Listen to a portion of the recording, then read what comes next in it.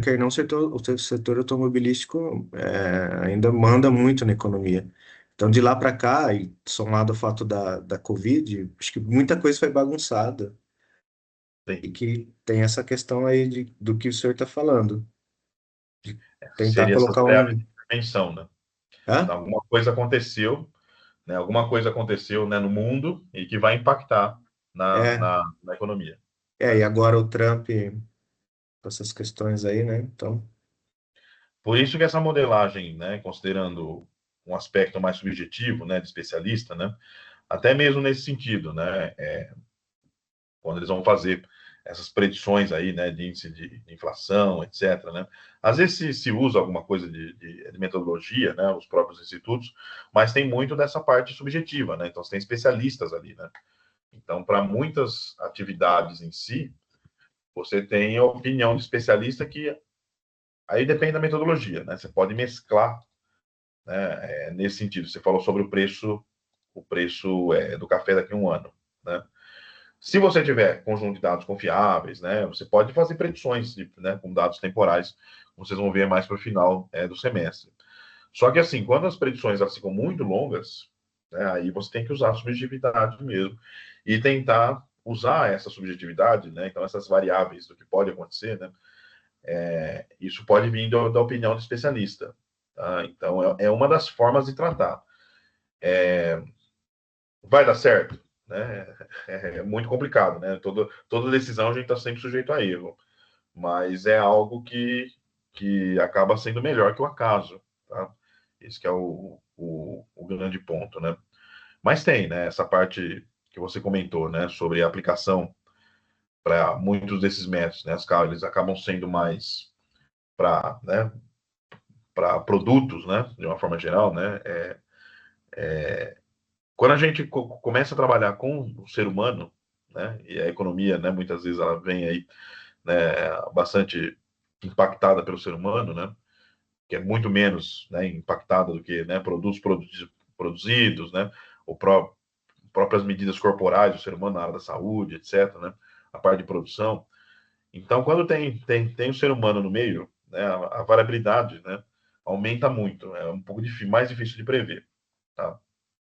mas Mas essas metodologias, né, mais analíticas, né, tanto de predição como de modelagem, elas já são bastante conhecidas na literatura, né? Tanto que tem uma área grande chamada econometria, tá? Que é a aplicação desses métodos, né, na economia mesmo, né? A nível de predição, realmente a variabilidade acaba sendo maior do que em outros contextos, né? Mais difícil. Pode falar. existe alguma técnica para identificar essas casualidades? Por exemplo, agora, Trump foi lá e aumentou a taxa, ou teve a guerra da Ucrânia, ou qualquer outra coisa. Existe alguma técnica que a gente pegue lá o rol de dados para identificar que, por exemplo, preço do carro, do veículo, dos veículos em geral aumentaram por conta disso? Tirar esse fator, expurgar esse fator para fazer uma análise sem isso, até para poder apresentar e dizer, olha, pessoal, o preço, sei lá, do carro, do café, enfim, tende a ser isso se não ocorrer nenhuma eventualidade, até porque expurgamos tal situação. É possível? Tem alguma técnica? É possível, tá? As técnicas de predição, elas não consideram essa parte de intervenção, né? E tem análise de intervenção também, que aí você considera que a partir daquele momento aconteceu alguma coisa, né? E que a partir daquele momento você pode colocar a opinião de especialista ou não. Só que essas técnicas de intervenção vocês não vão ver nesse curso, tá? Que Tá. são técnicas bem avançadas de modelagem. Aqui Uhum. a gente está vendo, né, o beabá, digamos assim, né? Vocês vão ver com a parte com o professor Wagner, né, os métodos mais tradicionais de séries temporais, tá? Que seria a primeira parte que você comentou. Ó. Vou assumir que não vai ter, né, nenhuma mudança brusca e vou utilizar os próprios dados, talvez alguma outra variável, né, alguma coisa assim. Por exemplo, né, eu vou considerar, né, o preço do café e vou prever, né, como usar como covariável uma outra variável de inflação geral. Né? Então, eu vou saber a inflação de ontem para prever o café de amanhã ou a inflação do ano passado para prever o café do ano que vem. Isso sim, vocês vão ver nessa parte final do curso. Mas essa parte de utilizar a opinião do especialista, né, análise de intervenção, aí já é algo mais sofisticado na modelagem, tá? Então, geralmente quem trabalha com isso, a gente especifica que trabalha com série temporal, tá? Tem até uma área bastante em voga aí, né, na parte de modelagem, que é a parte de causalidade utilizando série temporal, tá? Então, tem uma série, né, alguma série,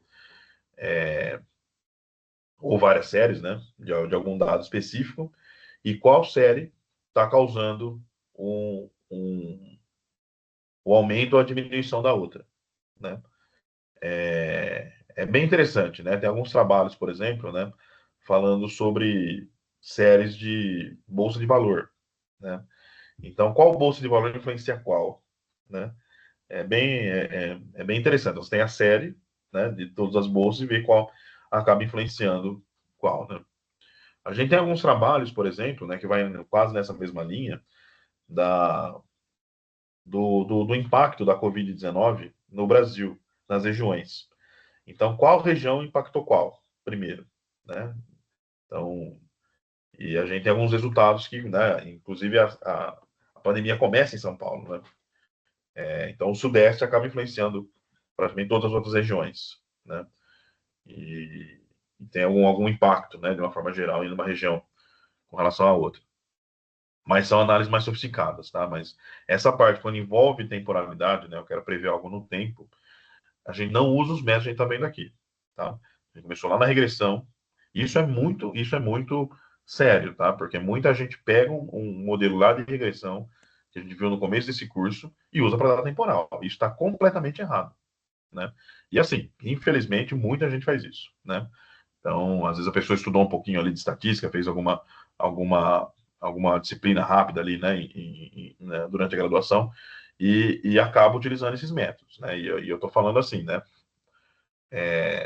Faz a nível intermediário, né? E usa mesmo, né?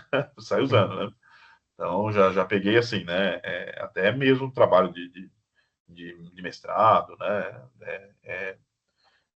Doutorado, né? Que dependendo como a área em si, né? A pessoa estava usando aquilo ali, né? Usando as ferramentas que ela conhece, mas tem muitas outras ferramentas aí que dá para utilizar, tá? Então, essa parte de série temporal, análise de intervenção, causalidade, né? É possível, né? Principalmente a parte de causalidade. Na área de série temporal, é um do state of art, né? Que a gente chama, né? O estado da arte aí da metodologia. Né? Então, tem muita gente pesquisando no mundo sobre isso, né?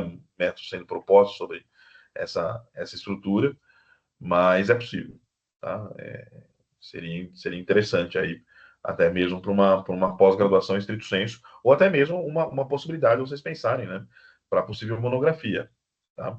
Talvez por utilizar algum método mais simples aí de causalidade, com série temporal, né? A predição em série temporal, né? Também seria algo interessante, né? A gente tem uma especialização, né, presencial aqui na UFPR, que eu já orientei na área de séries temporais, mas com queimadas, né? Então a gente estava prevendo aí o número de queimadas numa região da, da Amazônia, né? E basicamente aí tem vários tipos de série temporal que poderia ser trabalhada, né? Mas quem vai passar essa parte dos modelos preditivos, né, que envolve, né, basicamente os modelos em inglês, né? A gente chama esse tipo de modelo de forecasting, né? Na hora que você está, é uma predição, né? Forecasting pode ser traduzido como predição, mas seria mais para no contexto de previsão. Aí a previsão seria no futuro, né? Então aí tem essa estrutura aí de modelos, né, os métodos e modelos de séries temporais, tá? Quando o dado tem dependência no tempo, tá? E aí fecha essa parte dos modelos preditivos dessa disciplina. Quem vai terminar isso com vocês é o professor Wagner, certo? Agora, antes de começar, só uma pergunta mais sobre as atividades. Aquelas atividades, ou aquela atividade, não me recordo se é tudo junto, tem prazo? Porque eu não cheguei a iniciar. Eu estou colocando os questionários, né? Geralmente eu dou de 2 a 3 semanas. Acho que inclusive o nosso aqui deve vencer agora dia 30, né? Deu uma olhada. E eu vou soltar um outro questionáriozinho, né? Também depois dessa aula, Mas a base de dados que eu deixei para vocês sobre as cooperativas, né? Acho que até alguém chegou a me mandar um e-mail também durante esses dias. Era mais para vocês olharem a base, tá? Hoje, na primeira parte da aula, eu vou passar mais um método para vocês. E na segunda parte da aula, a gente só vai fazer análise com aquela base de dados das cooperativas. Tá? Então, disponibilizei a base de dados para vocês olharem durante a semana, né? Tentarem fazer algumas análises. A gente vai fazer agora, depois do intervalo. Eu tô vendo aqui, questões de revisão, aula 1 a 3, é que geralmente E tem a data, né? Você já entra ali no Moodle e aparece a data. Aqui tá sem a data? tá sem a data. Mas tá aberto ainda. Ou já fechou? Porque eu lembro que eu Uhum. configurei a data, né? Eu não sei se. Eu tinha colocado até o final do mês. Mas caso, né? Caso ainda esteja aberto, se não tiver aberto, eu abro, né? Tá. Mas caso ainda esteja aberto, eu vou definir a data, né? Para o comecinho aí, no E, final é, do feriado, né? De maio, né? e são quantas tentativas? Essa daí eu usei o próprio default. Eu vou olhar como que eu fiz a configuração e coloco lá mais detalhes. Tá bom, Né? então, obrigado. Mas eu usei as mesmas configurações dos outros professores, né? Que tem ali o próprio default lá do Moodle, né? Mas assim, são questões mais para vocês, né, continuarem, né, olhando o material, né, e se atualizando, e para não perder o fio da meada que a gente está, né, a sequência do curso, certo? Tá joia, obrigado, professor. Maravilha. Mais perguntas, pessoal?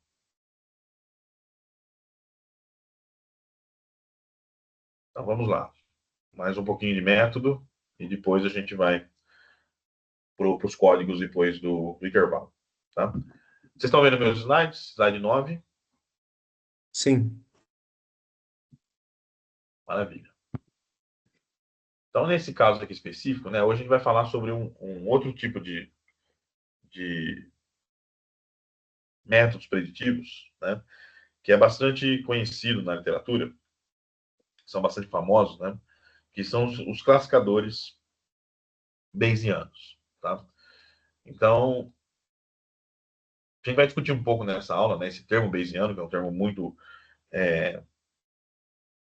difundido, né, de uma forma geral, na literatura de modelagem, né, métodos Bayesianos, estatística Bayesiana, né, teorema de Bayes, né, Bayes aparece aí em vários contextos, tá? E o primeiro termo aqui a gente já sabe, né, de uma forma geral. O que seria um classificador? Quem se lembra?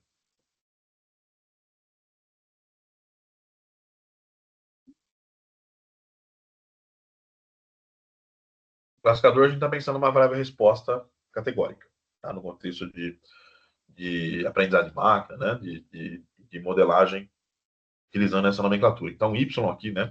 A variável ser predita, ela é uma variável categórica, tá? Então, na base que eu deixei para vocês, né? Tinha lá o Y, que era menos 1 e 1, né? Então, as cooperativas, acho que eram 66, 65 cooperativas, né? E que ela era uma cooperativa, né? Que não era má pagadora, né? E menos 1 é que ela era má pagadora. Né? Tinha essas duas categorias, né? Então, era uma análise aí de crédito das cooperativas de uma forma geral, tá? Então, a gente tem essa estrutura. Então, o classificador é quando a gente está considerando variáveis de classificação, né? Variáveis categóricas para fazer a predição, tá? Então, com base nisso, né, a gente tem uma área específica, né, chamada inferência Bayesiana, certo? Que ela muda um pouco a ideia, né? Tem até uma brincadeirinha aqui, né? A evolução bayesiana, né? Ela muda qual que é a ideia geral de uma análise de dados, tá? Que passa lá pelo começo do curso que vocês viram, né? Da estatística clássica, certo? O que a estatística clássica diz? Vamos pensar que eu quero estimar a taxa né, de pessoas aí que estão com o nome sujo no mercado, né? Tem alguma lista, uma blacklist assim, né? Vamos pensar numa cidade específica, então, por exemplo, Curitiba. Tá? Então, eu quero estimar essa proporção de pessoas, né? Será que é 10%, 1%, 5%? Ninguém sabe, certo? Para eu saber exatamente essa taxa, eu deveria tirar uma foto, né, fixa no tempo, certo? Isso é importante, ó. Menos fixo no tempo, né? Tirar uma foto e nessa foto aparecer todo mundo, todas as pessoas que moram em Curitiba, né? Que eu considero que são cidadãos de Curitiba, por exemplo, né? Você vai ter que definir quem que é a sua população, entre aspas, né? O que é considerado as pessoas que moram em Curitiba, né? As pessoas que nasceram, que estão, têm um endereço aqui, né? Endereço fixo, como que, né? Que são pessoas? Eu vou considerar todo o CPF, né? Tem que ter um CPF, né? São pessoas acima de 20 anos, de 18, né? Tem que definir quem que é esse grupo, tá? Uma vez esse grupo definido, eu teria que tirar uma foto, né? E nessa foto aparecer todo esse grupo, toda a população, tá? E se eu conseguisse, né, perguntar ou analisar, né, cada elemento dessa população, né, de toda, de tudo, tá tudo nessa foto, né? E ter certeza sobre a informação de cada um deles, né, se é inadimplente ou não, né? Eu teria essa taxa que eu quero e gostaria de estimar, tá? Essa taxa, né, na literatura a gente chama de parâmetro. Tá? É um valor que está na população, está nesse grupo e a gente gostaria de estimar. Então, note que, né, para qualquer tipo de caso de análise de dados, esse parâmetro, né, que a gente está no slide aqui, está denotado pela letra θ, certo? E é uma brincadeira aqui, né? É um meme, basicamente, né? Um meme. Não sei se em 2013 chamaria meme já, né? Mas é uma figura aí simbólica, né? Uma brincadeira, uma piada com a ideia, né? A ideia tradicional e como vem a ideia bayesiana, que seria essa estrutura aqui. Tá? Então, essa ideia em si, né? A gente pensa inicialmente, o parâmetro está lá na população e eu quero estimar ele. Tá? A gente pode pensar, esse é um exemplo de parâmetro, você pode pensar em vários outros tipos, né? Uma quantidade desconhecida que eu quero estimar. E para eu estimar bem, para eu saber exatamente quem seria, eu teria que ter, né, meu grupo fixo e as informações corretas sobre aquele grupo. Eu poderia fazer uma matemática sobre isso. Essa é a grande diferença da matemática e da estatística. Tá? A matemática, né, você vai lá e estima essa proporção com um grupo fechado. A estatística, não. Né? Você tem a população, o que você vai fazer? Você vai tirar uma amostra e tentar estimar esse parâmetro, tá? Então, basicamente, né, dessa população, desse grupo de pessoas, eu vou lá e tiro uma amostra aleatória, pego, por exemplo, né, aleatoriamente, ali, 5 mil pessoas que moram em Curitiba, aqui dessa população, aleatoriamente, entrevisto essas 5 mil pessoas e estimo. Essa taxa, né, estimada ali deu, sei lá, 4,5%, por exemplo, né? Aí eu posso fazer todas as estruturas que vocês viram no começo do curso, né? No começo do MBA, né? Fazer intervalo de confiança, etc. Né? Então, qual que é a ideia?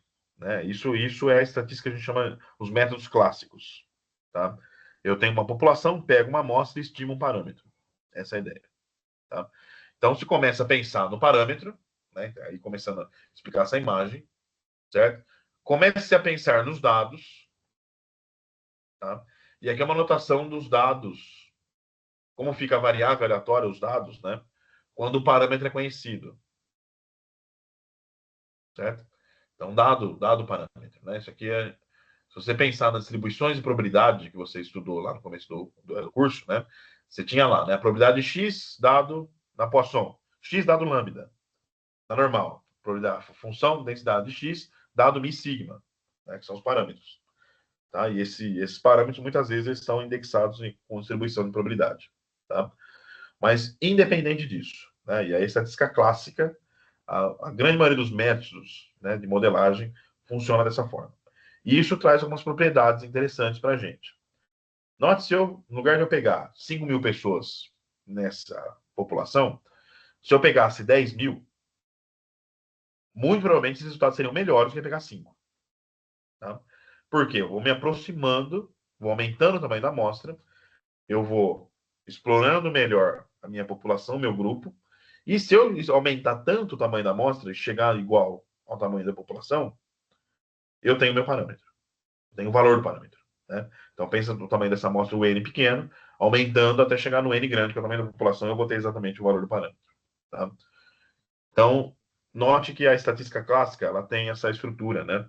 Ela tem algumas teorias que são chamadas de teorias assintóticas, né? Quando o N cresce, tá? Que tem população que é infinita, certo? De uma forma geral, né? Quanta água existe no mundo, por exemplo, né? Você vai fazer a população seria os oceanos. Qual é o tamanho disso, né?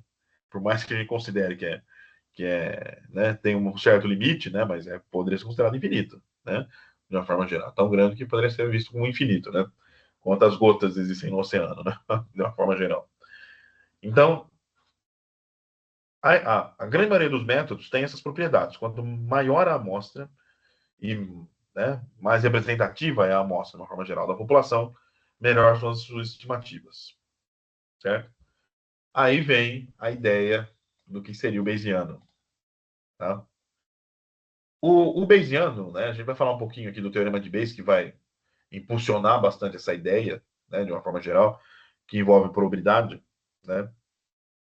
E a ideia da estrutura bayesiana, ela passa por um outro contexto que é expresso por essa imagem, tá? Eu vou pensar agora no parâmetro, não vou pensar muito na variável, vou pensar no parâmetro. Note que quando eu comecei a falar sobre a taxa de inadimplentes em Curitiba, e eu falei que ninguém sabe sobre isso, né? E ele nunca vai saber, certo? Mas vai poder estimar. Se é uma quantidade desconhecida, né? A probabilidade diz que qualquer quantidade desconhecida tem que ser tratada com distribuições de probabilidade. Então, o parâmetro em si agora, né? Ele é um valor que está na natureza, está lá em Curitiba, por exemplo, né? O parâmetro ali, o valor, mas ninguém sabe. Então, você pode ter, né, ideia sobre ele. Ah, ele pode, né, deve estar ali entre 0% e 20%. Tá? Isso você tem uma ideia, né, porque você não sabe o valor dele, uma ideia antes de coletar os dados. Certo? Então, é nesse sentido que a gente vai, que tem essa outra estrutura aqui, né? Eu tenho uma ideia inicial sobre esse parâmetro, ele é de 0 a 20%, por exemplo. Tá? E aí eu vou, né, mesclar esse 0 a 20% com a amostra que eu tirar da população. E aí, nesse caso aqui, eu vou ter o que eu sei sobre o parâmetro, o conhecimento que eu tenho sobre o parâmetro depois de ter analisado os dados. Tá? Então, vai entrar uma estrutura aqui, que é um conhecimento chamado a priori, né, antes de analisar os dados, antes de coletar os dados, na verdade, e uma informação que a gente vai chamar de posteriori, tá? Que é uma informação depois da coleta dos dados, né, de atualizar, né, o pensamento a priori pelos dados, né, que aí envolve o que eu tinha comentado no começo, nessa primeira parte do curso, né, que a gente estava comentando aí sobre as perguntas, que é onde você consegue, né, essa ideia bayesiana, né, muitos dos métodos onde você consegue inserir opiniões de especialistas, tá? Porque você vai ter um conhecimento antes, a priori, e esse conhecimento a priori, como eu comentei aqui, né, vamos supor aí que está entre 0 e 20%, tá? Ah, mas quanto 0 a 20%? Não sei, né? Qualquer valor entre 0 e 20%, né, de uma forma geral. Tá? Ou poderia ser qualquer valor entre 0 e 100%. Aí é uma informação bastante ampla, mas é uma informação, certo? É uma informação muito ampla, mas é uma informação. Né? Então, a priori, que a taxa de inadimplência em Curitiba é de 0 a 100%. Né? Não estou informando praticamente nada, mas é uma informação ainda. Tá? E aí a gente vai pegar esse conhecimento, né, ou essa falta de conhecimento de 0 a 100% e atualizar com os dados. Tá? Então, é uma técnica bastante interessante, são ideias bastante interessantes, né? E, basicamente, tudo que você conhece de análise de dados tem todo uma avenida, né? Um outro caminho, uma outra ideia de pensar com a forma bayesiana, tá? Porque muda a ideia, né? Você não tem um parâmetro mais fixo na população.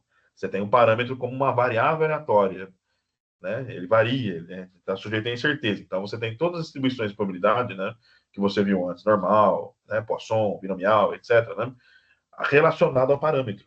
Tá? Então, o parâmetro agora vai ter distribuição de probabilidade. Tá? Então, o termo Bayesiano na análise de dados, na grande maioria das vezes, ele está sendo utilizado nesse contexto, tá? De uma informação antes sendo atualizada pelos dados, certo? Então, é nesse contexto aqui, né? Quem é o parâmetro? Quem é θ? Tá? A grande diferença entre métodos clássicos e métodos bayesianos, né, principalmente quando a gente fala de inferência bayesiana, né, é nesse contexto aqui quem é teta, certo? Então, toda incerteza deve ser mensurada via probabilidades. Tá? Então, se a gente não sabe quem é teta, a ideia é que você assuma as distribuições de probabilidade para aquele valor que está na população, certo? Tá algo bastante interessante, né? E com base nisso, né, a gente vai utilizar um, um, um resultado, né, muito famoso, né, na probabilidade, na matemática, na estatística, né, que é no teorema, o teorema de Bayes, certo? Que é interessante, né? Eu estava até discutindo com alguns alunos recentemente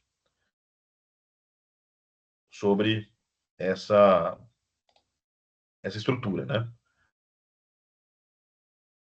Só ver aqui se as janelas estão fechadas, pessoal. Só olhar aqui rapidamente. Que por incrível que pareça, antes da nossa aula, eu estava conversando com um aluno, um orientando meu, tá? De alguns códigos que a gente estava fazendo. Era 7h50, eu estava conversando com ele pelo WhatsApp, ele estava respondendo aqui agora de novo. Então, assim, né? É tão interessante essa parte, né, do próprio teorema de Bayes, né?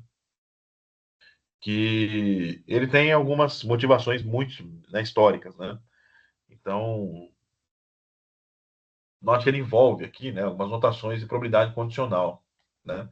Então, eu quero aqui a probabilidade de θ, né, qual que é o comportamento probabilístico do parâmetro de θ, né, que seria aí a taxa de inadimplência, dados os dados, certo? E aí tem toda essa estrutura aqui, né, matemática, como que a gente pode ver isso, tá?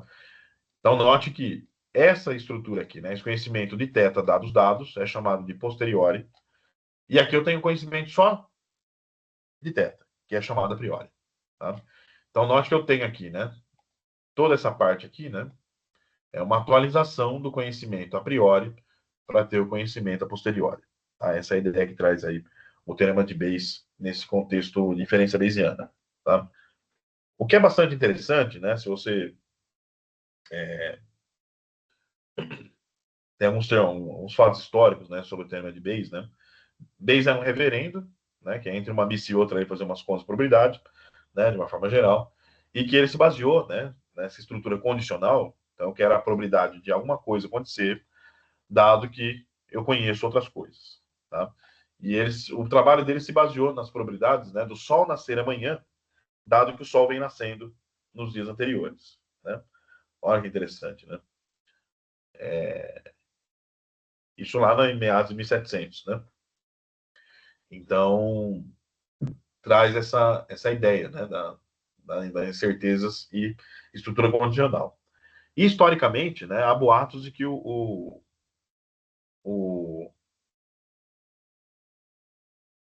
Nossa, me fugiu o nome dele. O Alan Turing, né? Eu estava com outro nome em mente, né? O Alan Turing, que é conhecido por ter, né, formalizado, né, as ideias dos primeiros computadores, né? Bastante importante na Segunda Guerra Mundial, né? Quebrando usando uma máquina de Turing, né? Para contra Enigma, né? Contra os alemães e a codificação, né? Que ele utilizou o teorema de Bayes também para a construção da,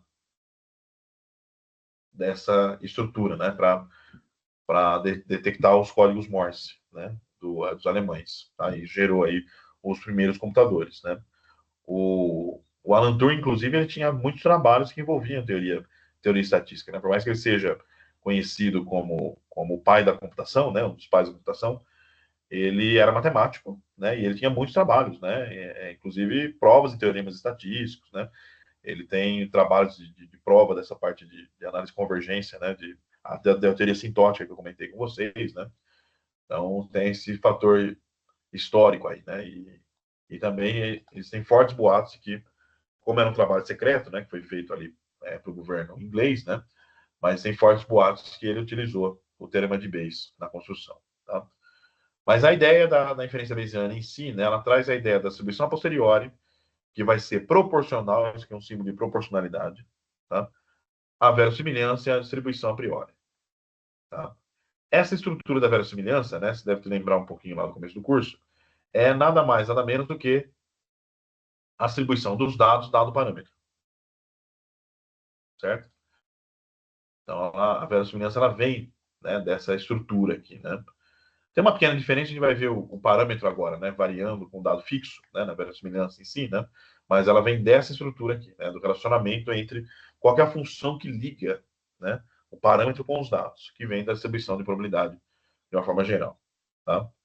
Então a gente vai ter aqui que a distribuição a posteriori, que é a informação de θ depois dos dados, vai ser proporcional à estrutura dos dados, né, dado o parâmetro, e a priori do parâmetro. Tá? Então, vamos começar assim com uma ideia inicial, né, sobre o uso das taxinhas. Né? Seja xi uma variável aleatória que representa o resultado, e esse resultado, né, do lançamento de uma taxinha. A taxinha nesse caso aqui, né? Então, vou lançar isso aqui, né, n mais uma vez, certo? De uma forma geral. Então, n vezes, né? E eu vou ter aqui o resultado com base nessa estrutura, tá? Então, um conjunto de observações em n lançamentos independentes. Então, qual que seria a ideia, né? Se eu pensar numa estrutura, né, onde essa taxinha aqui fosse uma moeda não viciada, muito provavelmente a gente vai pensar que a probabilidade de sair caro ou coroa é a mesma.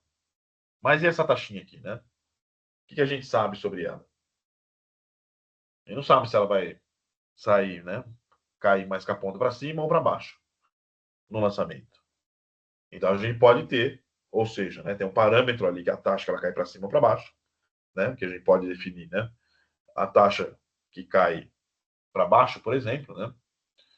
E é um valor desconhecido, é um parâmetro que é desconhecido. Eu posso explorar ele com uma amostra. Só que eu posso ter uma ideia inicial sobre ele. Quanto vale isso? Tá? Quanto vale essa estrutura?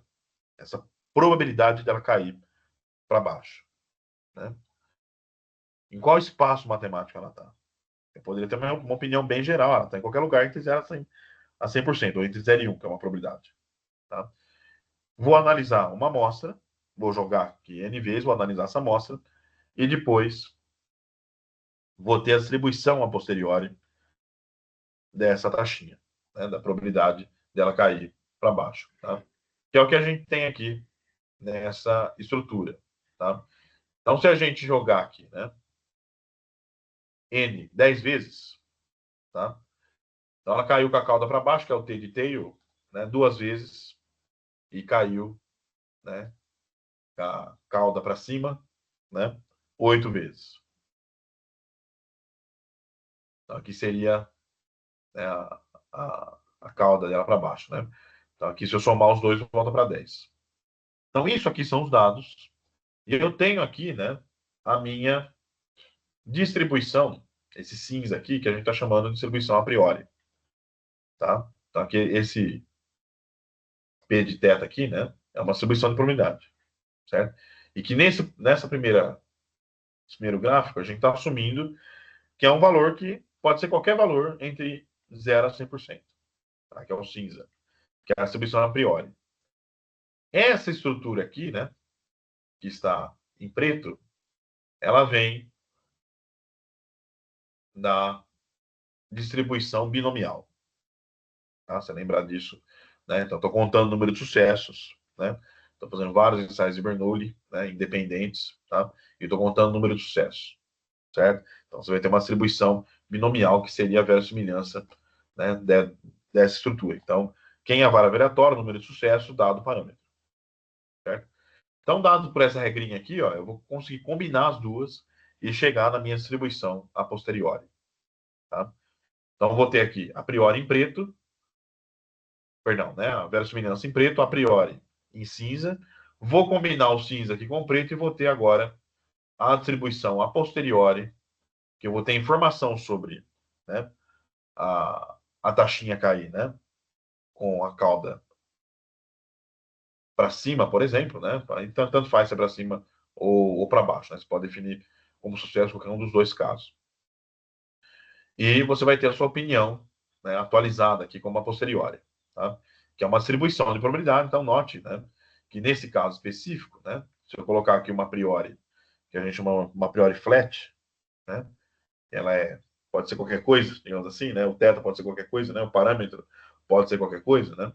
não vai informar muito para a gente, considerando essa distribuição, atualizando com os dados, ela vai ter essa cara aqui, né? E se eu pensar nessa distribuição, uma possibilidade de estimativa seria pela moda, certo? Que estaria aqui, onde seria essa moda aqui, né? Uma possibilidade. Então, 0,78 talvez, né?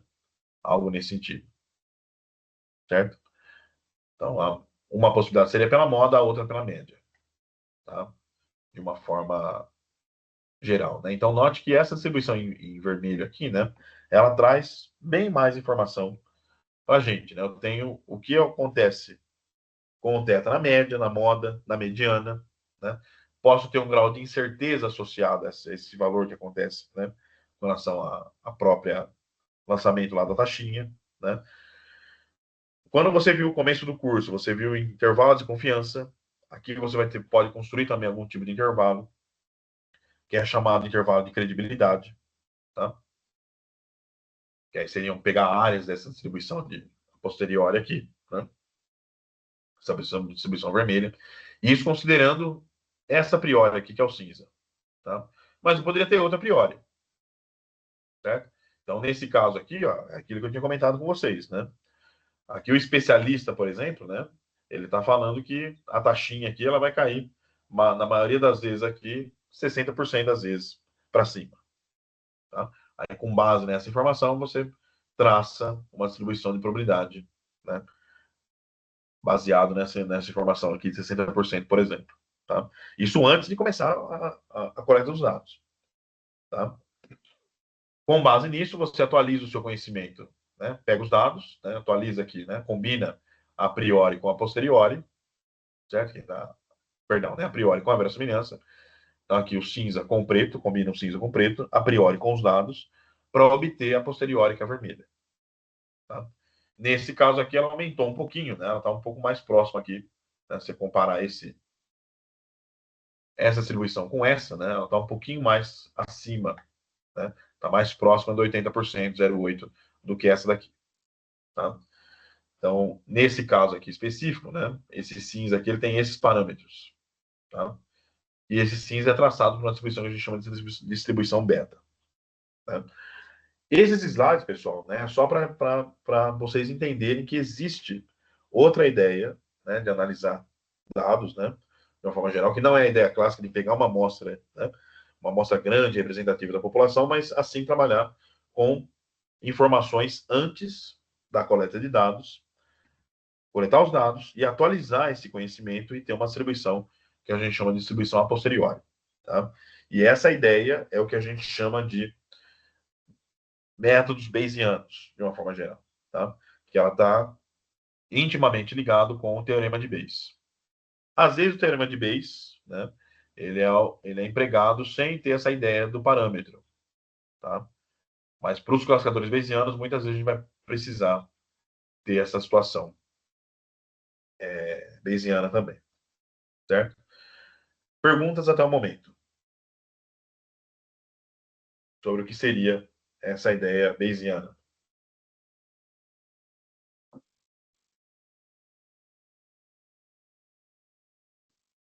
Então, o que é interessante, né? Na conversa que a gente estava tendo antes, né? Você poderia ter, vamos imaginar assim, né? Você vai ter modelos. Aí eu vou deixar um pouco mais sofisticado. Pensa nos nossos modelos, lá no começo do curso. Pensa no modelo de regressão linear, por exemplo. Né? Tinha os parâmetros ali, né? Tinha o beta 0, beta 1, etc. Né? Na inferência bayesiana, você pode dar distribuições para esses valores. Até pensando, eu acredito que o beta, né? E pode entrar a opinião do especialista, o beta 0 seja aproximadamente 5. Né? Aí você vai construir uma distribuição em volta do 5, onde o 5 seja moda, né? Algo nesse sentido, a média, né? Tem várias formas de construir esse tipo de distribuição para cada um desses betas, né? Beta 0, beta 1, etc. Coletar os dados, né? Aplicar todo o método bayesiano, que aí já é um pouco mais complexo, né? Aqui para um modelo vai ficar um pouquinho mais complexo, mas a ideia é a mesma, né? E atualizar a informação, depois dos dados coletados, com a informação que você tem sobre esses betas. Quem é o beta 0, quem é o beta 1, quem é o beta 2. Tá? Então, lá, nesse caso, você não vai fazer, né, pelo mínimos quadrados, né, de uma forma geral, né? Você vai utilizar ideias aqui de distribuição de probabilidade mesmo, tá? Então, é uma outra avenida né, da análise de dados, que aí tem várias teorias, né, que envolve a parte bayesiana, tá? E o que envolve o que eu comentei com vocês anteriormente, né, essa parte de análise de dados, né, ela é bem ampla, tá? Então tem várias camadas aí, né, de uma forma geral, e várias vielas, né, vários contextos. Então tem o contexto bayesiano, tem o contexto causal, tem o contexto da parte, né, de dado temporal, né, tem também modelagem de dado de dependência geográfica, né, que envolve aí modelos georreferenciados, né, então tem vários tipos de modelagem de uma forma geral. Pode falar, Davi. Perdão, Bom dia, professor. bom dia. É, então, a diferença básica seria essa, de você ter um conhecimento prévio sobre aquele assunto e algumas crenças sobre ele, e você meio que induz, a partir dessa crença,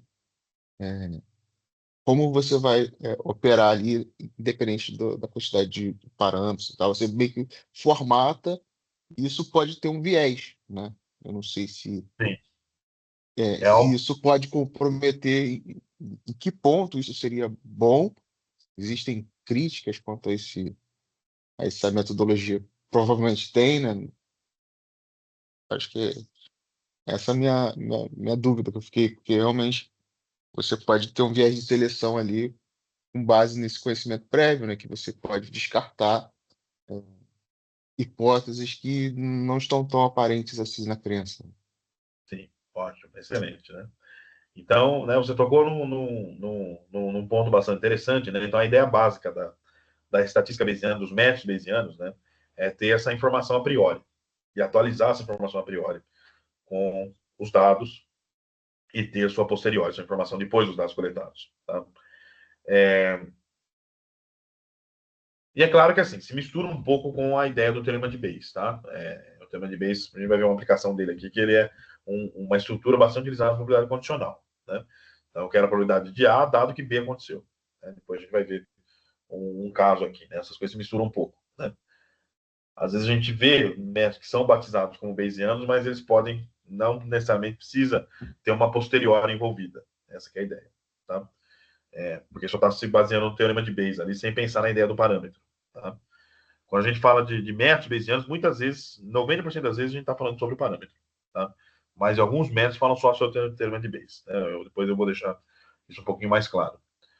Mas, como você comentou, né, o principal calcanhar de Aquiles é exatamente essa estrutura, né, dessa metodologia, a priori. Como que você vai construir essa a priori? Tá? Então, note que nesse exemplo aqui, né, aqui eu tenho duas priores diferentes, uma que é totalmente flat, né, pode ser qualquer valor ali entre 0 e 1, e outra que ela dá mais chance aqui perto dos 60%. Tá? E é claro, né, eu poderia, nesse caso dos 60%, ela poderia ser um pouquinho mais fechada, um pouco mais aberta, né, ela poderia ser totalmente simétrica aqui nos 60%, né?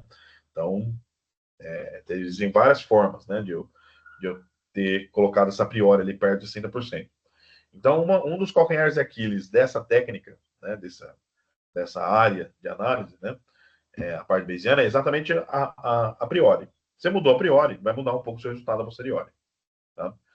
Mas note que muitas vezes não muda tanto. Né? Aqui eu mudei, né, nesse caso específico, né? Mudei um pouco aqui, mudei bastante a priori, na verdade, né? Mas mudou muito pouco, né? Que ele estava em 0,78 talvez, aqui foi para 0,80.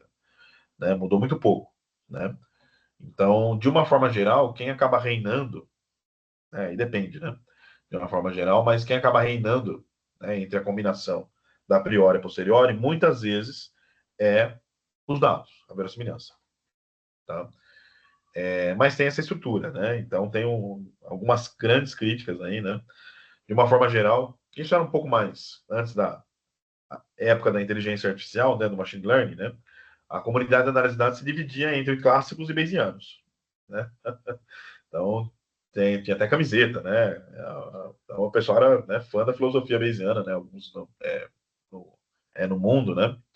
E se tinha, né, algumas discussões nesse contexto, né? Que a estrutura bayesiana o grande calcanhar de Aquiles dele, né, é a priori. Tá? Então, muitos dos métodos bayesianos acabam trabalhando com priores que propositalmente deixam a verossimilhança tomar conta. certo?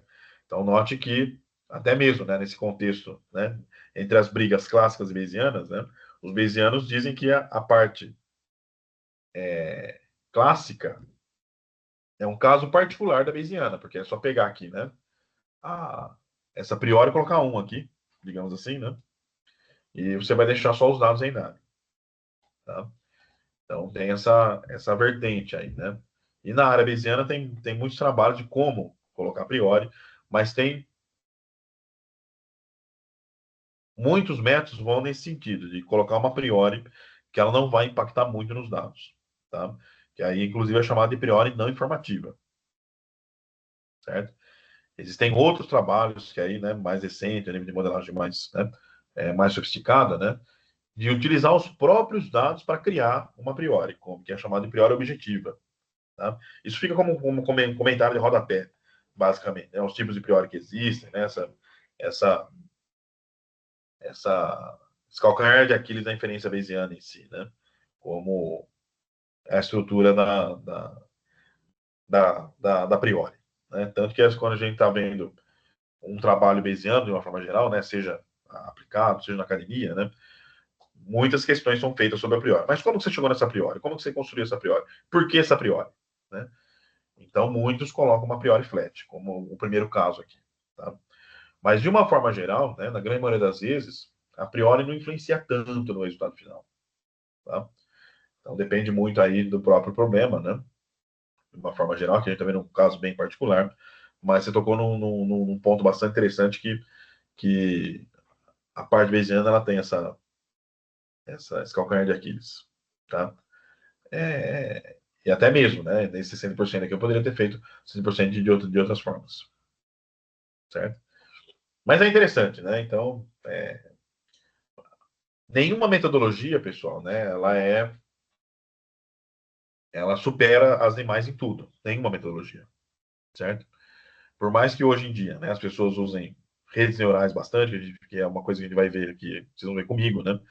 Mas em outra disciplina, né, que vai ser mais à frente, né, a gente vai ter algumas aulas só de redes neurais, que hoje as pessoas usam redes neurais para muita coisa, né? Mas as redes neurais também têm seus pontos, seus calcanhares de Aquiles também, tá? Existem outras metodologias, né, que são às vezes aplicadas, né? A grande vantagem da rede neural é que ela é matematicamente simples. Essa é uma grande vantagem, né? Isso já pensando nessa estrutura, né? Que eu comentei. Não existe teoria que se sobrepõe a todas, né? Todas elas têm suas posições, todas elas têm suas fraquezas, né? A parte bayesiana também tem, né? A parte clássica, né? Eu comentei dos modelos de regressão. Ó, o X aqui é dado como fixo, né? Então tem todos esses comentários em si, né? Então é importante a gente saber, né, as suposições, etc., né? Mas no caso lá da rede neural, ela é tão utilizada hoje, né, porque ela é matematicamente simples, certo? Então, você consegue fazer coisas bem sofisticadas e rápido, entre aspas, né? Ou de uma forma viável, né? Mesmo que você rode aí para dar conjunto de dados muito grandes, né? Você consegue estimar uma rede neural, tá? Tem métodos que demoram muito mais, né? Um tempo não muito viável para esperar aí o método terminar. Então, mas as redes neurais também têm seus calcanhares de Aquiles, de uma forma geral, tá? Toda metodologia acaba tendo. Não, perfeito, professor. Obrigado. Era mesmo uma questão assim que pode realmente facilitar muita coisa, né? Porque você já tendo conhecimento prévio do negócio, você já consegue meio que reduzir, né, o escopo, né? E não deixar tão Sim, aberto. Mas aí tem sempre tem esse cuidado, né? Talvez dentro desse contexto mesmo, assim, eu estou visualizando no contexto do direito, né? Então, você tem ali regras bem delimitadas que talvez esse método se aplique bem, né? Só que tem sempre esse risco de ter esse viés aí de seleção. Ah, perfeito. sim. Obrigado. Ó. E o que é interessante, né? Porque esse viés de seleção, pessoal, né, acaba existindo em, em quase toda análise de dados. Né? Uma vez eu estava trabalhando com um grupo interdisciplinar, né? E aí eu soltei uma frase que acho que, né, deixou todo mundo em pânico, né? Que eu falei que toda modelagem ela é subjetiva. Nossa, aí né, tinha um pessoal da física, um pessoal tinha até gente da economia também, né?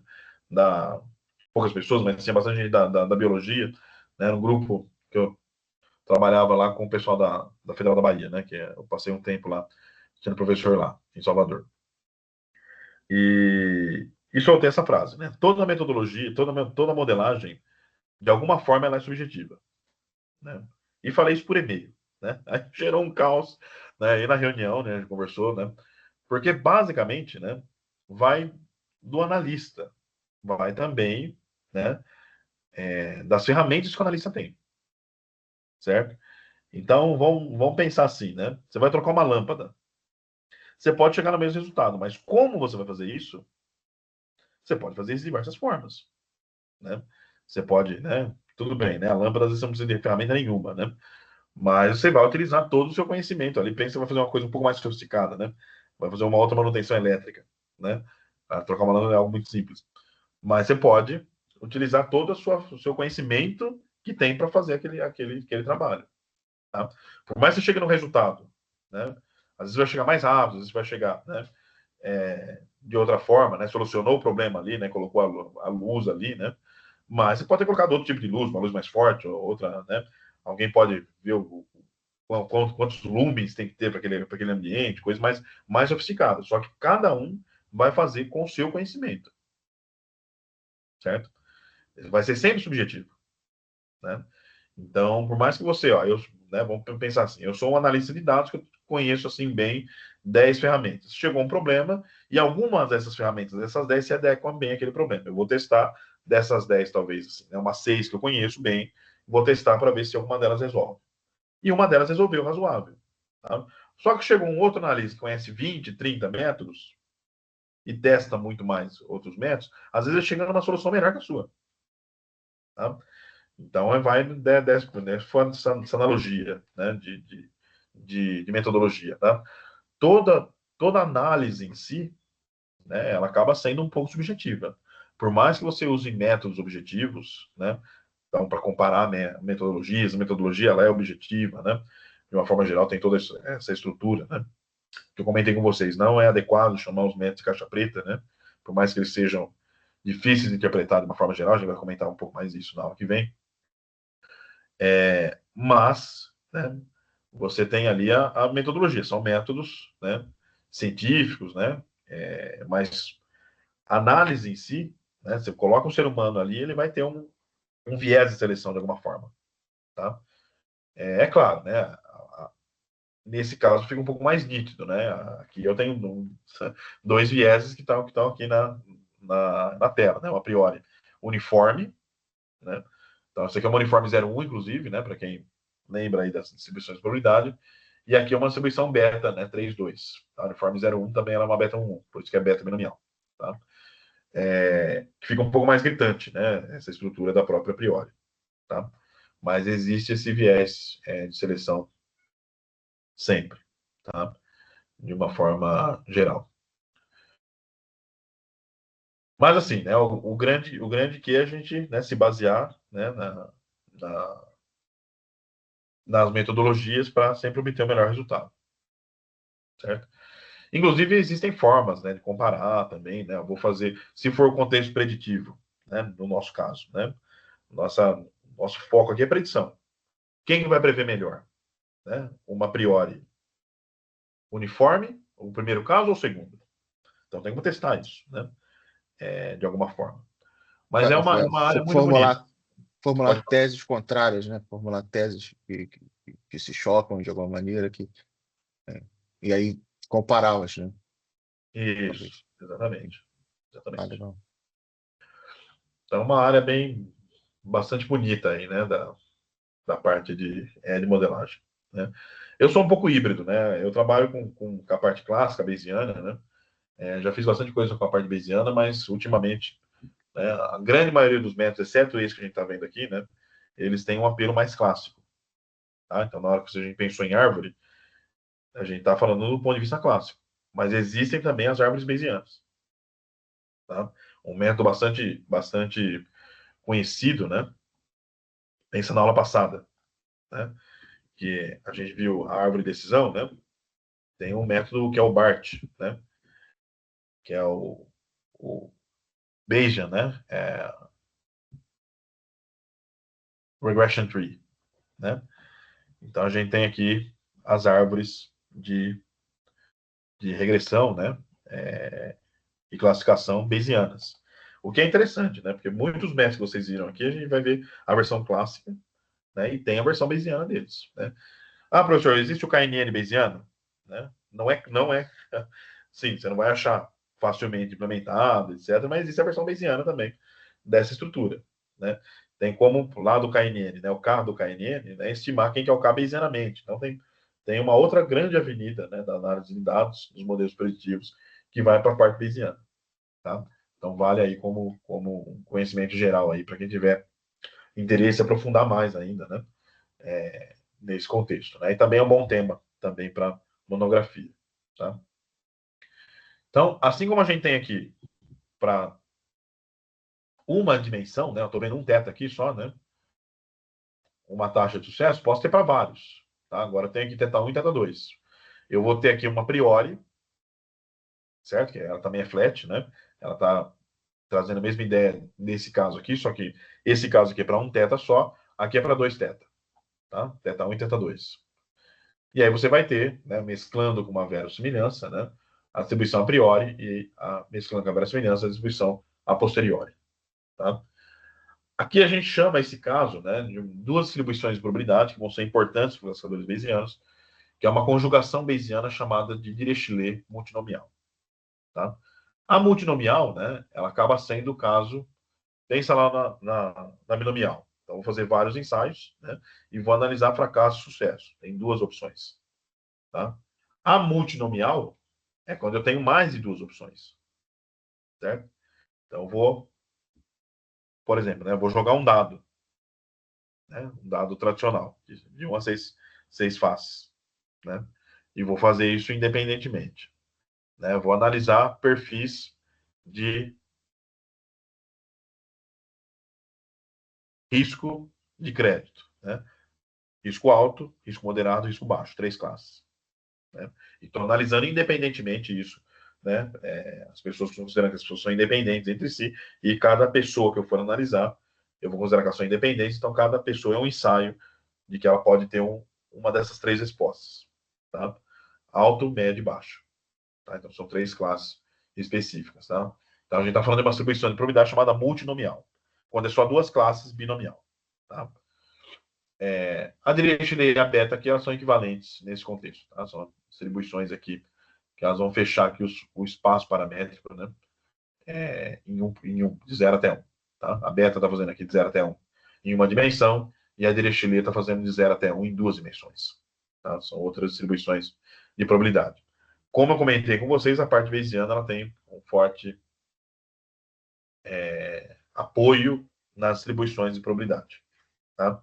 Então, todas as distribuições de probabilidade que vocês viram anteriormente, né, acaba tendo uma importância muito grande no contexto bayesiano. Tá? Então, uma vez que a gente já definiu o que seria, né, a ideia bayesiana, né, que a gente está conversando aqui desde o começo, né, a gente vai ter os classificadores bayesianos. Tá? Então, como a gente vai utilizar algumas ideias dessas, né, para fazer classificação, certo? Então, o perfil, né, de alto, médio e baixo risco, por exemplo, ou adimplente e inadimplente, né, dado as variáveis. E agora no contexto bayesiano, tá? Que são os classificadores bayesianos. Tá? Então, a classificação bayesiana, né, ela vem nesse mesmo contexto, a gente vai ter aqui variáveis de entrada e a variável de saída aqui em classes, certo?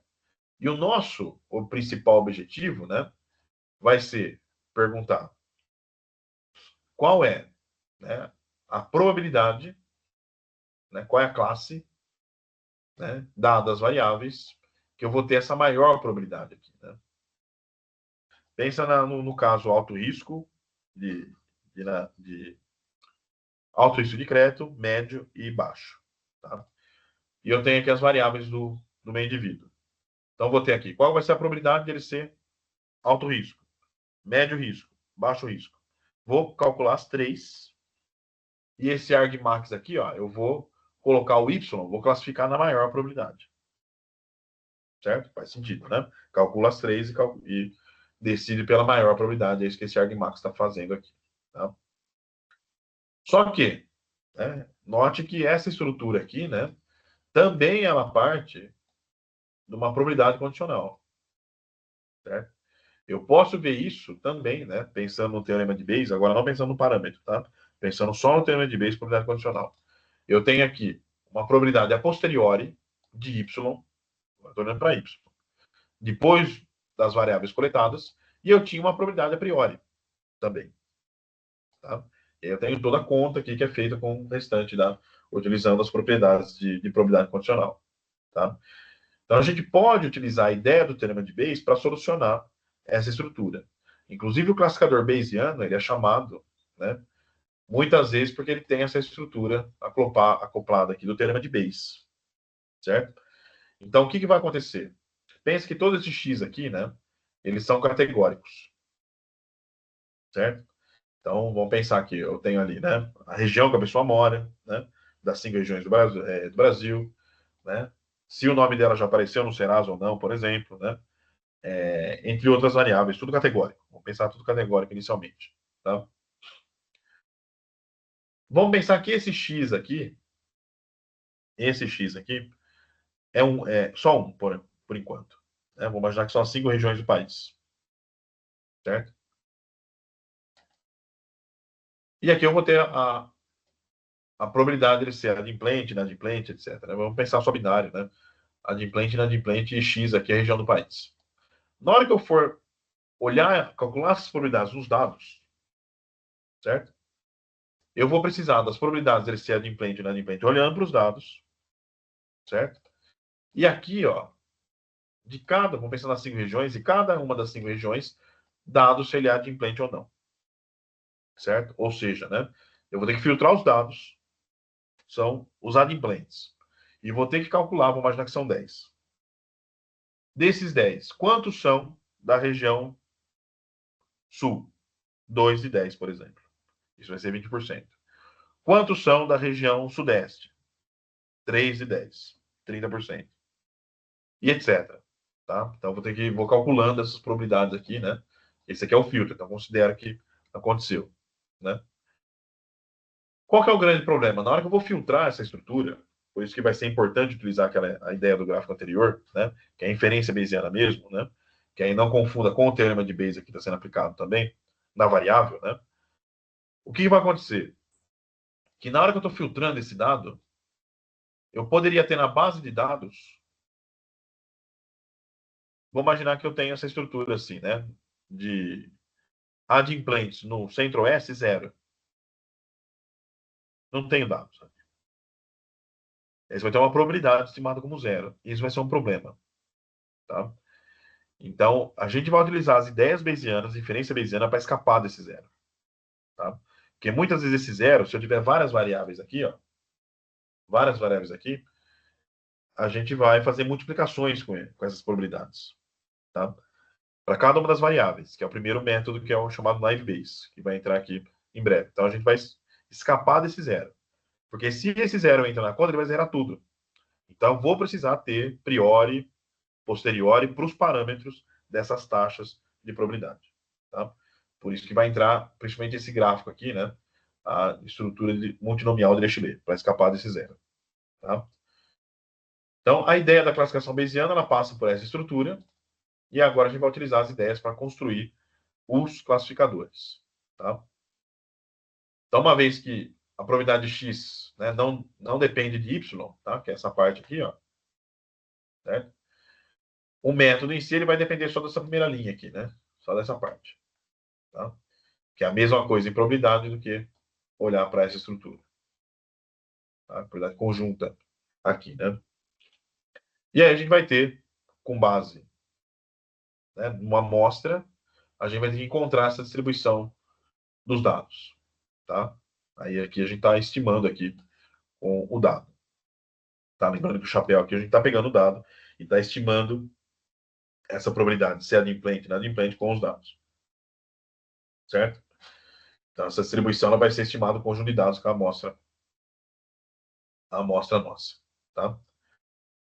Então, basicamente, se a gente tiver exatamente quem que é P, se a gente saber quem que é P, né? Se essa distribuição P aqui for a verdadeira, né? A gente vai ter o classificador Bayesiano ótimo, tá? Se eu souber quem que é essa distribuição P na natureza, e se essa P for extremamente bem estimada, a gente vai chegar num termo que é chamado de classificador Bayesiano ótimo, que seria o melhor classificador de todos, tá? Se eu souber quem que é essa P aqui, ó, certo? Se eu souber quem que é essa probabilidade, né? Exatamente, eu vou ter o classificador Bayesiano ótimo, que seria o melhor classificador entre todos, tá? Então, com base nisso, a gente vai utilizar algumas medidas, né? Antes de falar dessa medida aqui, eu vou falar um pouco do Naive Bayes, tá? Depois eu volto naquela medida, que é o classificador Bayesiano mais simples possível, tá? E o mais difundido entre todos os classificadores Bayesianos, né? E ele é simples de entender e ele tem bons resultados, tá? Geralmente, quando a gente está fazendo um método de classificação, predição, né, para classes, o Naive Bayes ele entra como um, um padrão ouro, digamos assim, né? Que ele é simples, ele tem uma suposição bem forte, por isso que ele é chamado de ingênuo, né? Esse Naive é de ingênuo,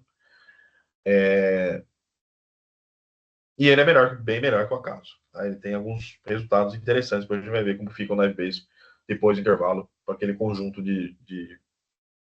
das cooperativas, tá? E os métodos de árvore também. Então, nesse caso, né, o Naive Bayes, a estrutura dele é fixa, então ele não necessita nenhum tipo de estimação de estrutura, tá? Com relação às variáveis, né? A gente vai ter um método já específico para a construção, e ele supõe, né, a ideia de a ingenuidade aqui vem uma suposição de independência entre as variáveis de entrada, dado a classe, certo? Dada a classe. Então, basicamente, a ideia, né? Estou sem minha luzinha aqui, eu vou usar o bloco de notas mesmo. Se eu tenho, deixa eu aumentar aqui o tamanho.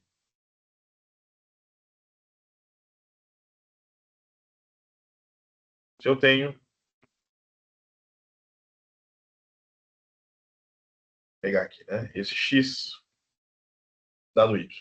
Esse x ele é vetor, tá? Uma probabilidade condicional. Vamos começar antes, né? Vamos pegar lá na parte que a gente quer classificar.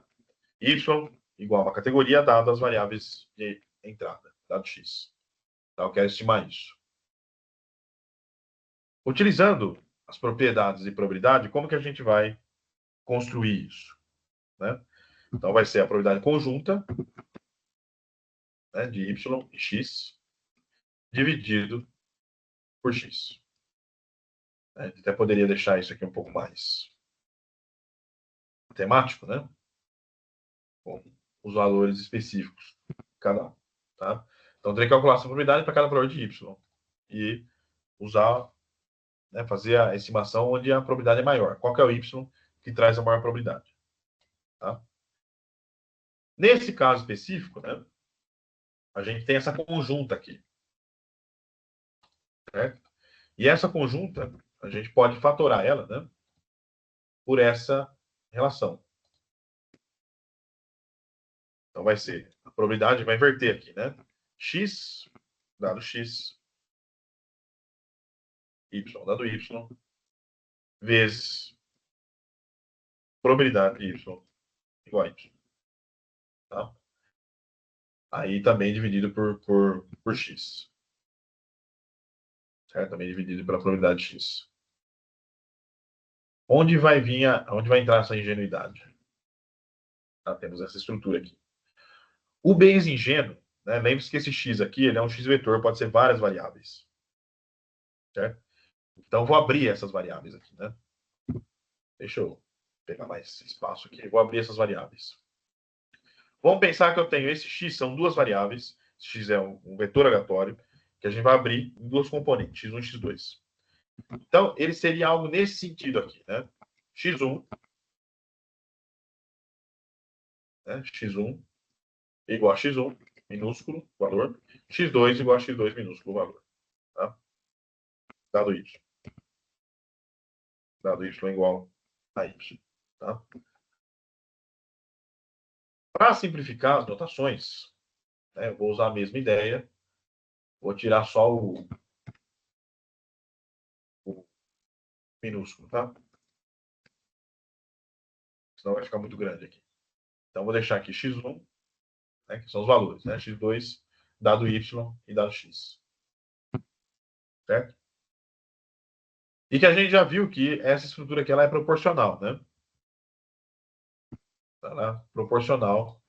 Então, vou deixar aqui o próprio. Proporcional a essa estrutura aqui.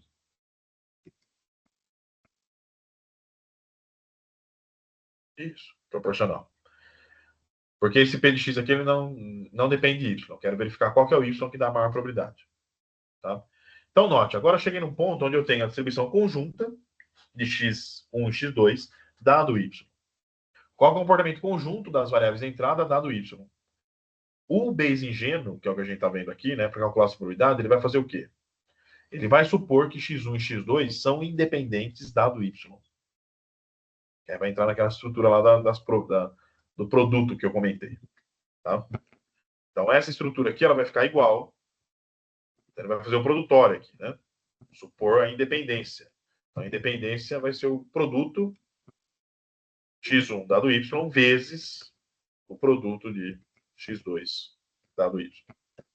Tá?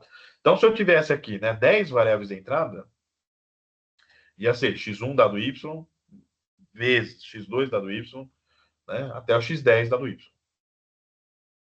Certo? Então, abrindo aqui, né, para várias variáveis em si. Tá? Então, ou seja, né, para calcular toda essa conjunta aqui, ó, a gente vai decompor pela distribuição da variável dado y. Certo? E pensa que esse x1 aqui ele tem categorias. Né? Pensa que aquela estrutura lá, o x1 é a inadimplência com relação à região do país. Tá? Pode ser um que gere zero.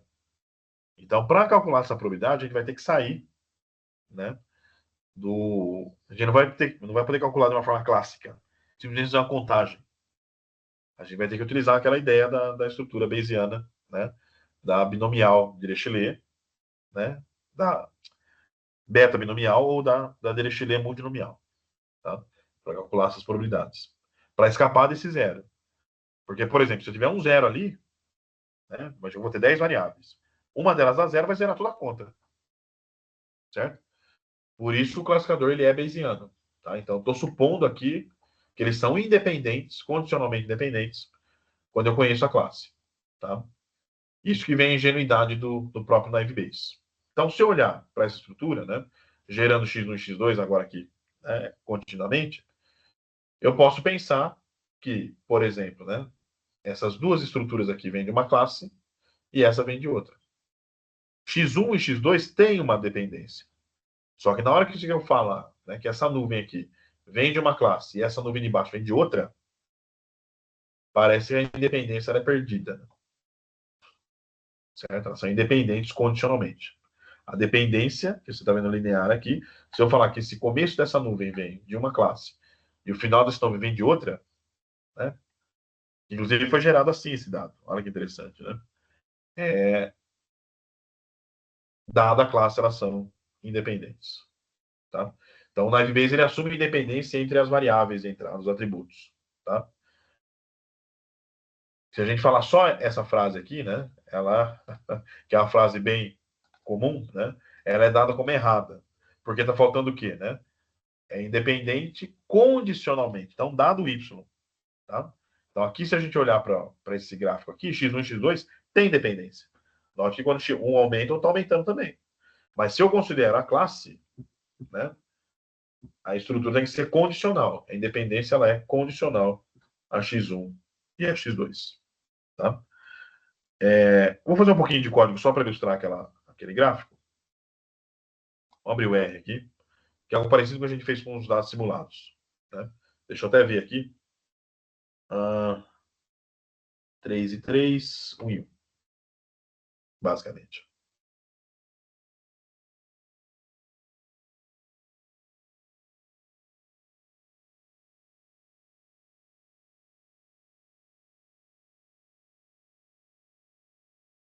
Tá? For aí umas 9h40, né? Vou dar o intervalo.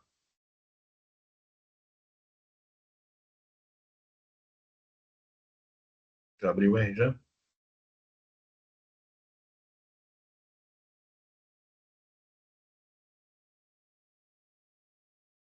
Então, vamos pensar aqui, né? Eu vou ter aqui o x1 gerado para y, certo? Vou colocar aqui uma normal. Vou colocar em pontos aqui.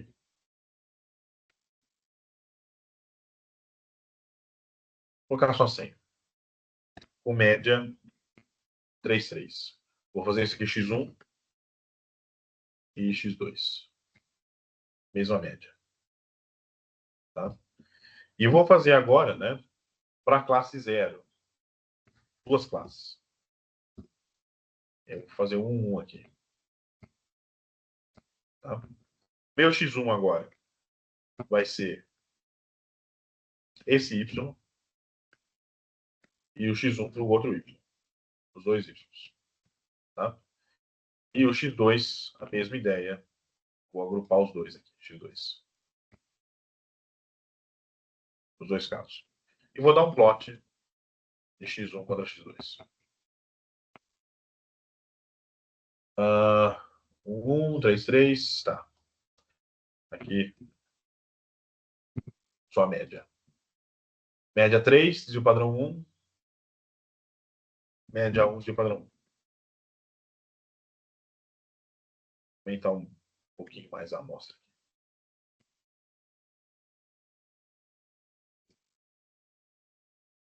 Isso tá bom.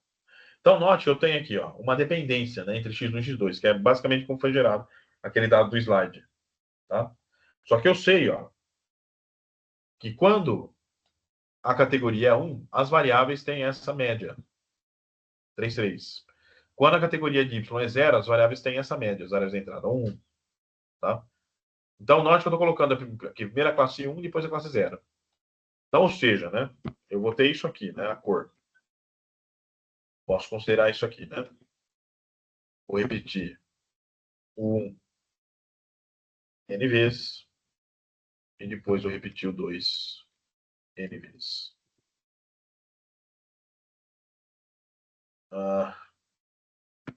Vou fechar eles aqui, né?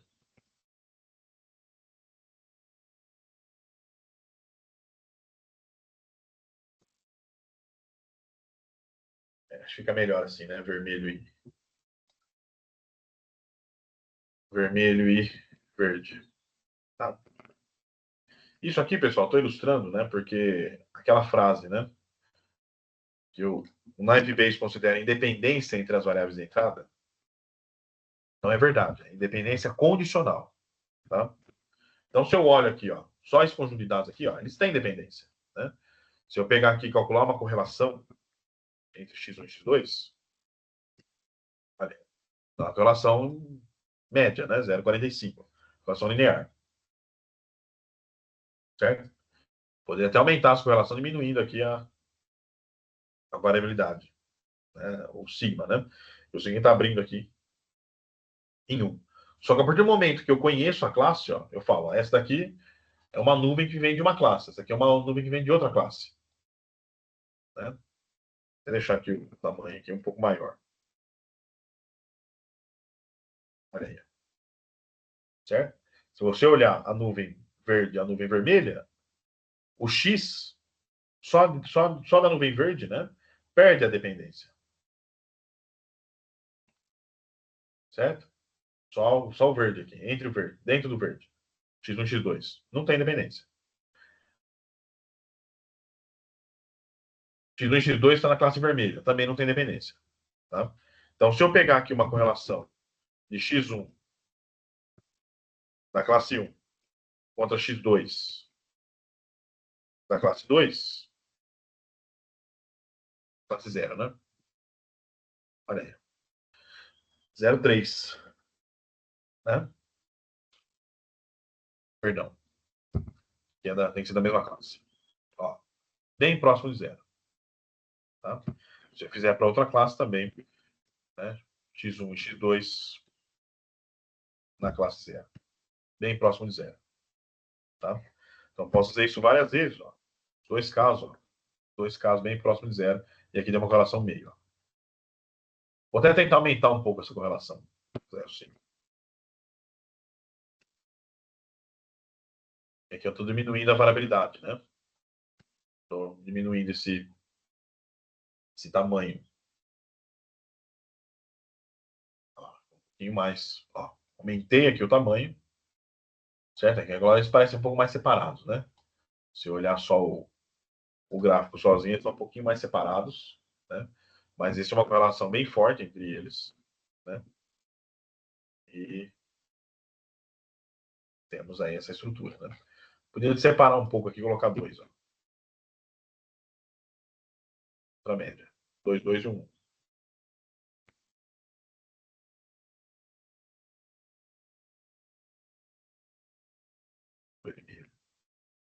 Isso. Olha a correlação, né? Só olhando entre as variáveis, x1 e x2, mas na hora que eu condiciono a y, acaba perdendo, está bem próximo de 0. Tá? Essa dependência em si, né? Que aí a gente vê graficamente aqui essa dependência, né? Só olhando dentro da classe, mas na hora que você vai calcular essa dependência aqui também, ela praticamente desaparece. Tá? Também bem interessante, e o Naivebase, né? Ele vai assumir essa independência condicional para fazer essa continha aqui para a gente. Né? Essa fatoração da distribuição conjunta, né, de x e de y. Tá? Aí que vem, né? Será que é muito ingênuo fazer isso? Né? Não é. Tá? Por isso que tem bons resultados, de uma forma geral. Então, dada a classe, eu espero que o comportamento da variável seja independente. Certo? Então, a gente tem aqui, né, essa estrutura. Então, essa relação conjunta vai ser fatorada dessa forma com o produto, né, das variáveis da classe e aqui a parte externa da própria classe. Tá? E a gente pode, né, muitas vezes, né, ele é denotado por essa imagem aqui, né, como um grafo. Né? Agora, por que o arco está saindo de y indo para x1? Certo? Porque é uma notação gráfica dessa estrutura aqui. Quem que é o condicionante? Que é xi dado y. Então, da onde que é o dado? É onde vem a seta. Onde parte a seta. Certo? Então, note que nesse caso, né, na nossa continha lá, né, com duas variáveis, era x1 dado y, x2 dado y. Então, são só essas duas aqui, né? Se eu tivesse até p, continuaria aqui, né? Até xp dado y. Tá? Então, ele é denotado aqui por essa relação. Então, ele tem uma suposição, né, de independência condicional, tá? É de fato ingênua, mas produz, né, ela reduz, né, um número menor de parâmetros, né, na hora que eu vou considerar. Se eu fosse estimar as probabilidades com toda aquela conjunta de uma vez, né, eu tenho muitos parâmetros, né? E nesse caso, ela vai diminuir bastante aqui, né? Da estrutura exponencial de parâmetros para uma estrutura linear de parâmetros, tá? Então, na estimação do Naive Bayes, a gente vai precisar da estimação bayesiana em si, tá? Pela média posteriori, certo? Aí tem até uma explicação, né, sobre que a gente está mudando o tamanho original da amostra, né, com a estrutura bayesiana, né?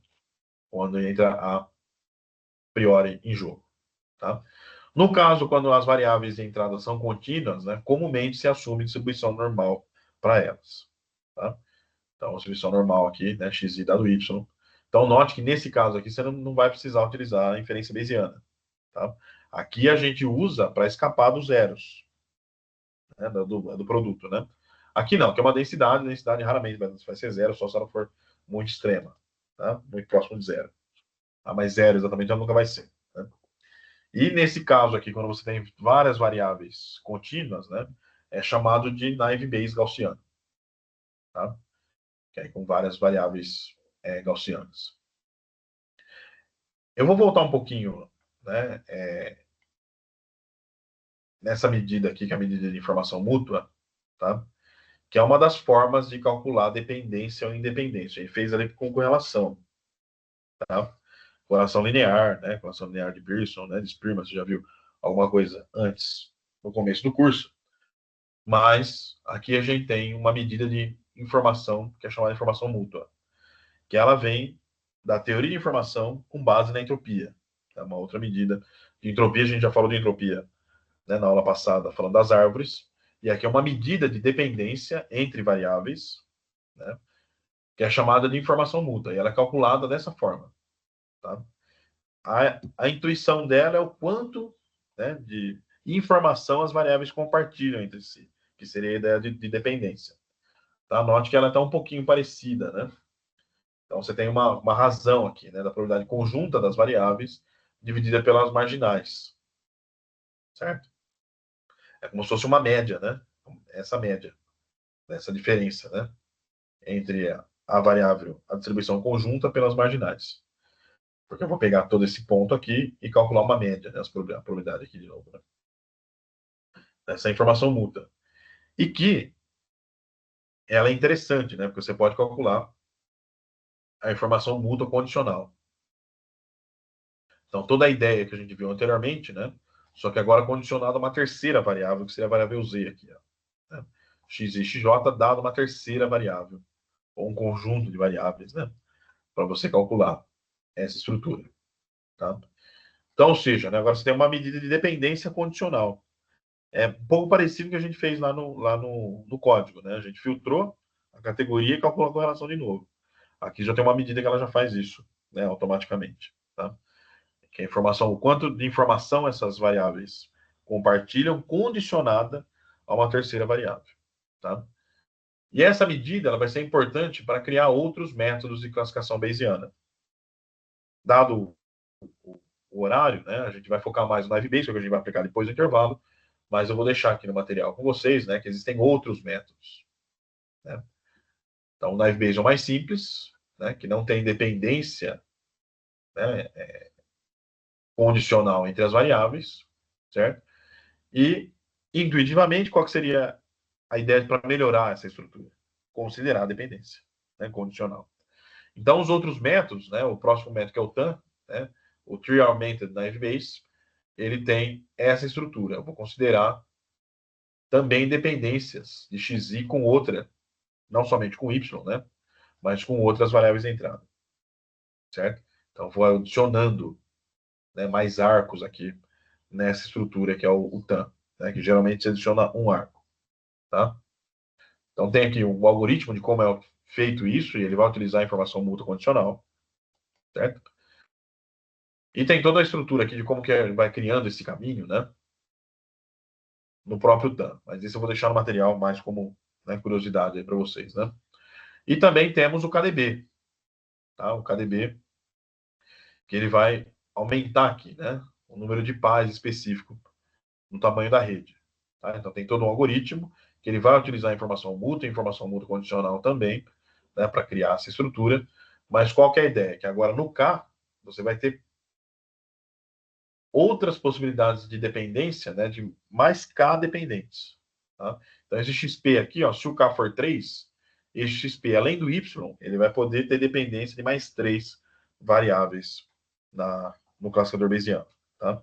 Então, note que aumentando essas dependências, né, o método fica mais complexo, né, ele ganha mais flexibilidade e pode aumentar a capacidade preditiva.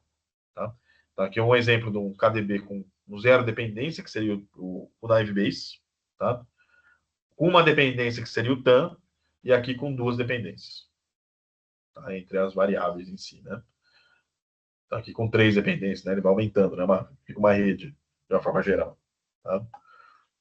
E também temos um outro método, que é o AODE, tá? Que vai ser a ideia de fazer uma média entre vários classificadores bayesianos de uma dependência, tá? Então, é um outro método, né, que ele acaba sendo um método que ele vai agregar vários métodos de uma dependência só. Tá? Então, ele vai pegar aqui vários métodos com uma dependência e vai fazer uma média entre eles. Né? E essa é uma dependência que cada variável aqui, né, pode ter, além da dependência em y, pode ter mais uma dependência das variáveis de entrada. Tá? E todos eles, na hora que vai para os dados categóricos, vai precisar da estimação bayesiana para fugir do zero. Tá? Então, note, o método está utilizando o teorema de Bayes, né, a probabilidade condicional, mas ele vai precisar também utilizar toda aquela estrutura, né, da Dirichlet multinomial que a gente viu anteriormente, para fugir dos zeros, para calcular as probabilidades, né, para dados discretos. Tudo bem? Perguntas, pessoal, sobre os caçadores bayesianos? A gente vai focar um pouco mais no Naive Bayes, tá? Senhor, Mas pode ficar com vocês. esse exemplo que o senhor colocou agora aí, esses outros métodos de classificação bayesiana, ele detecta a dependência ou ele gera? Ele detecta a dependência pela informação mútua. Tá? Então, a informação mútua condicional é que vai ser utilizado para verificar quem que são as dependências em X que ele vai inserir. Tá? Então, para todos os métodos aqui, tanto o TAM, né, como o próprio KDB. Né? No KDB que ele generaliza os casos anteriores, né, no algoritmo a gente consegue verificar mais essa estrutura. Tá? Então, aqui, ó, XY com XJ, né? Então, está olhando aqui a dependência entre duas variáveis, já considerando Y. Tá? E é o que ele vai inserindo na rede. A maior dependência, né, entre duas variáveis, já considerando Y. É aqui que ele vai colocar o arco. Ó. Coloca um arco, né, das M variáveis explicatórias, né, explanatórias de XJ, né, com maior dependência de X. Então, ele detecta via informação mútua condicional. Tá? Ou seja, né, ele pergunta das variáveis de entrada, quais são as variáveis que têm mais dependência entre si? Ele coloca o arco entre elas. Tá? Essa é a ideia, basicamente, aí, como que vai ser inserido esses arcos e melhorando a dependência, flexibilizando, né, a suposição de independência condicional do Naive Bayes. Certo? Mas é interessante, porque o Naive Bayes ele geralmente dá bons resultados. Tá? Pensando lá, né, na regressão logística, né, que vocês já viram anteriormente, né, muitas vezes o Naive Bayes supera a regressão logística. Certo? Pô, a gente vai ver como que fica, né? Depois do intervalo, a gente vai pegar aquele script, né, que a gente estava comparando o decision boundary, né, da regressão logística, da árvore, né, e vamos colocar o próprio Naive Bayes ali para ver como ele vai ficar, e depois trabalhar com os dados das cooperativas. Mais perguntas?